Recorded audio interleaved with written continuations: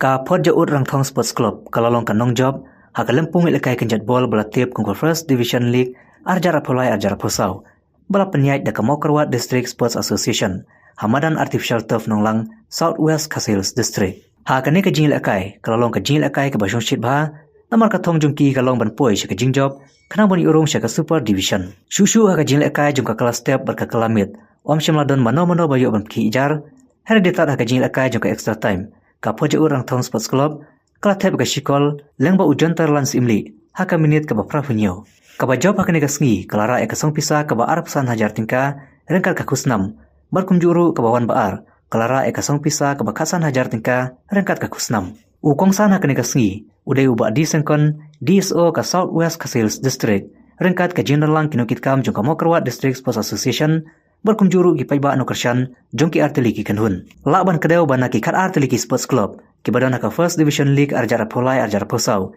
ki ar kanhun Kamarian Sports Club barka Port Jaut Rangthong Sports Club kilayo ban kiu ka Super Division.